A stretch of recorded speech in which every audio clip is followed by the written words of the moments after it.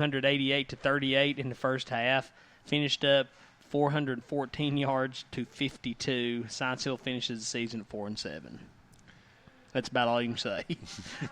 It sounds like, once again, Maryville's loaded up and they're going to make a run. So the battle cry from the hill was, "Where's Applebee's?" Yeah, exactly. I wanted to mention the Daniel Boone game because they're the opposite of Crockett. Mm-hmm.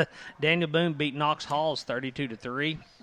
It may have taken most of the season, but I think we're now starting to see what all the hype was about with Daniel Boone football this year. Brendan Blair rushed for 150 yards, scored 3 touchdowns, returned an interception 49 yards. With the victory, the Trailblazers have won their 6th game in a row. They travel to South Dole for the second round.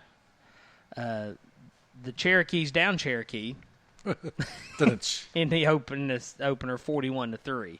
So, South Dole won big, Boone won big. Should be an interesting matchup, but I'm really glad Boone got things turned around because they had such high expectations at the start of the year. And you just imagine what would have happened if they had Cole and some of those guys. Of course, they didn't only just lose him.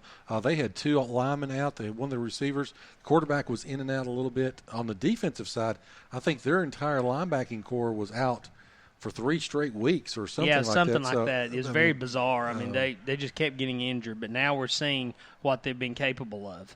And just like this Gate City team, you got to be in it to win it. Boone is in it. And, of course, to go on the road, you never know what happens. Right. So. Well, Elizabeth had improved to 11-0 Friday night. They took down Eastridge 44-8. Elizabeth led 23-0 at halftime, 37-8 after 3 quarters. They produced 350 total yards of offense. DB transfer Cade Maupin scored 2 touchdowns, gained 115 yards on just 14 attempts. So he averaged, around almost 10 yards a carry, give or take, 8 yards a carry, including carries of 25 and 47 yards on the first 2 plays of the game. Betsy coach Sean Witten, I think he had perhaps the most obvious quote of the weekend. He said, "We like where we're at." Well, he may not like it as much with the Rebels coming in. Well, that's what I was getting ready to say. This week they've got the big rematch with Sullivan South. Hard to beat somebody twice in a row. And of course, now Elizabeth and though focused on the Rebels, maybe a little bit different story. I mean, I think they overlooked them a couple weeks ago, and I don't think they'll make that mistake again. But South's got to have all the confidence in the world. I mean, they literally were 2 fingers tipping an extra point to take in Elizabeth in overtime. Well, and you get into the playoffs, and Coach House tried to mention it, and everybody's heard the running the football, big offensive lines, not turning the ball over. The keys to success, South can run the football. They were probably the biggest offensive line we saw all year when they came to Gate City. And, again, that's what they did to us. They just lined straight up, ate up the clock. If they can keep that power, they keep Maupin and all the boys off the field, it may be a different story. So, again, that ball game being played at Elizabeth and coming up on Friday night. So, all righty. Well, as we take a look around, again, talking just quickly through the 6A, the teams in our region, Dobbs Bend, of course, host Bearden. These games are played on Friday night at 7 o'clock. So we will, again, as we always do with our ball game, we'll try to have scores and highlights throughout our game, and especially at halftime. So, again, Farragut is at Maryville. Again, the winners there will play next Friday night on the 22nd. Again, Dobbs Bend at Bearden and Farragut and Maryville. As we drop to the 5A, Gibbs, again, upset Tennessee High at the Stone Castle. They take on Knox Central. Daniel Boone, again, the team that we've still got in it, sort of in that quad, taking on South Doyle. And the winner will play again next Friday night. Again, the Central or Gibbs team would be the home team in that matchup. Again, Elizabeth and Sullivan South, probably the game of the second round for our region. Greenville, which blew out Howard 45-0, they go to Anderson County. That ball game on Friday night. So it'd be interesting to see. Again, Anderson County comes in at 9-1 on the season. Greenville, of course, lost a couple times. We'll have to see what happens there with that. If Greenville gets through, I think they would like another shot at Elizabeth Oh, definitely. If that would be able to work out. And, of course, that would be a state quarterfinal matchup. Again, that ball game would be played at Elizabethton if it was to be moved out that far. In the 3A, you talk about Kingston, which beat Chucky Doak 28-6. We didn't fare very well, and, of course, this is going to lead in to a little bit of our tweeter to lead it. We lost 3 of the 4 games in that quad. The only team from our group actually, nobody won in that one. Is that correct? Alcoa won. I haven't actually looked at the brackets. Yep. Pittman knocked off Unicoi. Alcoa beat West Green. Johnson County lost. And, we have nobody left. We're done. In the 3A. Basketball time. Next, as we go to the 2A, Hampton rolled 50-0 over Cumberland Gap. Sullivan North season, the Fighting Preston Patricks came to an end on the road, 35-0 to Oneida. Again, South Green won, and Meigs County. Of course, Meigs County, the number 1 seed there. I think they and Hampton will meet here in a couple of weeks, probably for a shot at the quarterfinals and semifinals moving forward. And then, as you drop to the 1A, Cloudland with a win. They will play Oliver Springs, Coalfield, and Greenback in the other. So that is Northeast Tennessee in a nutshell. As we look at Southwest Virginia now, a few games from last Friday night, of course, Abington, they are going to be the 7th seed in the 3A. They'll travel to Northside. They got a win over Lehigh. Lehigh finishes the season for the first time in their school history winless. 49-14 was the final. J.I. Burton obliterated Thomas Walker to claim the Cumberland District crown. Again, that ball game 44-6. Richlands has played extremely well the last half of the season. They beat Virginia High 59-21.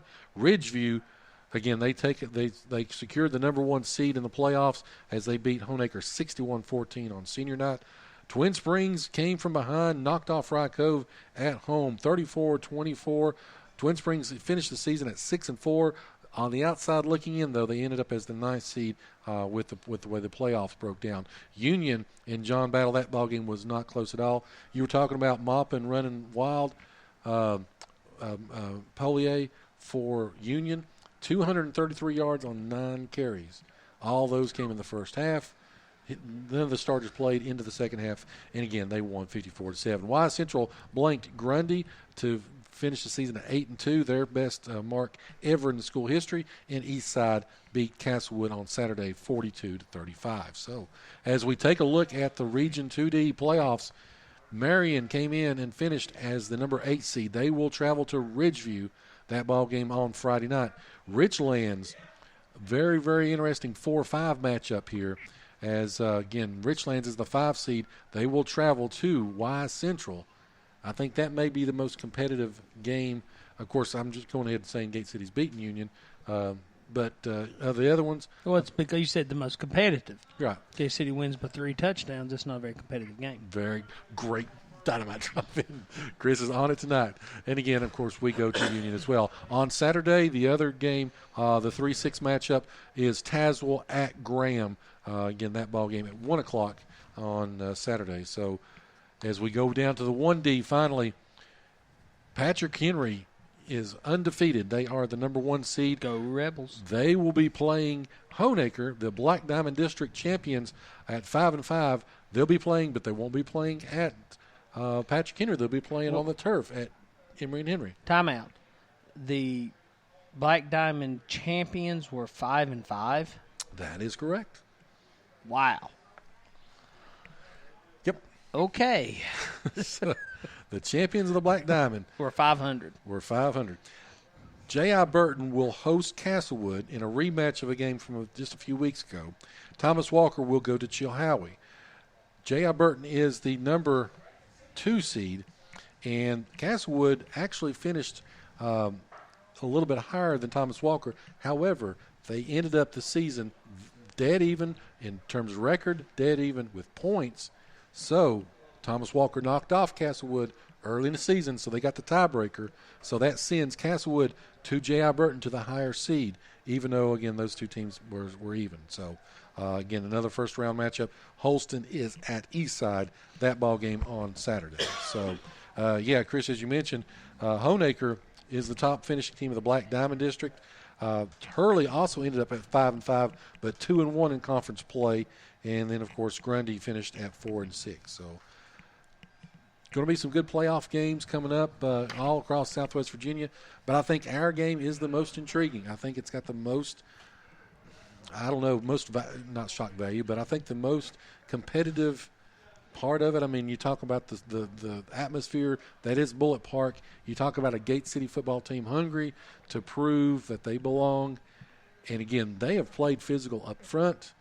And we'll talk more about this on Friday night. But, again, last time Calhoun rushed for 160 yards. Tomlinson had that big game. He was 10 rushes for 100 yards even. You know, we ran the football, played extremely well. It's going to be a great night, I believe. Well, I'm legitimately excited about this game. If I wasn't even a fan of Gate City football, just looking, you know, if you just followed the scoring for this game, Gate City really gave Union all they wanted and won that game pretty much everywhere but the score. Yep. So I'm glad they get that rematch against them. That's a chance for Gate City to put a lot of demons to rest there, make their statement. And I was thinking while Coach was talking, you know, it was earlier in the season, but what stood out to me was they had Polier there had about 3 long runs. Other than that, Gate City pretty much bottled Union up. Yep. So they can contain that outside, not let him break out like that. Could be a good night. You know, you've got Garant, you've got a few other guys that's got some speed, but I think, as Coach mentioned, this time of season, you know, you're going to line up in Union with that kind of mentality of going straight at people.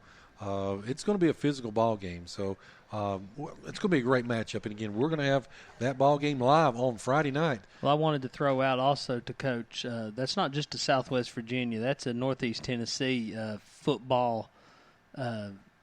What's the word I'm looking for? Football standard. Knock down, drag out, run it down your throat. Forget the West Coast stuff. Just the better team runs the other team over. And so that's going to be at Bullitt Park on Friday night. So we'll take another quick break, come back. We've got Tweeted or Deleted. We've got a few other things to go over as well. Again, you're listening to the home of Blue Devil Sports here on the Blue Devils Live weekly radio show from the Campus Drive-In. Again, you're listening to the home of Blue Devil Sports. You are listening to the home of Blue Devil Sports. This is Gate City Sports Radio. Tracing the roots all the way back to 1962, Weber City Drug is your locally owned pharmacy that offers personal customer service to the entire family.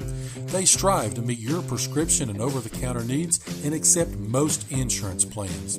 They're located in Weber City across from Roberts Tire, so give them a call today at 276-386-3482. Again, that's 276-386-3482. You can also go online at wcdrugcenter.com, and they're also on Facebook, and they're open 6 days a week. You are listening to the home of Blue Devil Sports. This is Gate City Sports Radio. Sports Radio.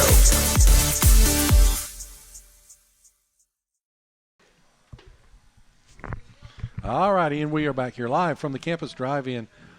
Great night. Again, want to say thank you to Coach and, of course, bringing down his players. We had a couple other individuals lined up. A few things have popped up. So, again, we'll have some more interviews. Again, we've got a couple other things coming up here in the next few weeks. We do want to have a basketball kickoff show that we don't know the exact. That may have just gone in the toilet. Don't know if we'll be back on the air. But we'll try to have that here at the campus. Again, want to celebrate great basketball season hopefully coming up. Want to say a big shout out to our Lady Devil our volleyball team. Again, Region D runners-up. They have qualified for the VHSL state quarterfinals. They will be on the road on Saturday at Radford. That first serve is scheduled for 3 p.m. So, again, want to say congratulations to Coach Amy Reed, not only Coach Amy Reed, Hall of Fame Coach Amy Reed. She's inducted into the VHSL Hall of Fame. But, again, her team, a resilient group, 18-11 on the season, up and down. You know, they've had some injuries. They've started to play well here. Union, they did beat earlier in the season, but Union won in 3 sets last night at Virginia High. So, again, want a big shout-out to them. Also want to say a big shout-out to the academic team for their success.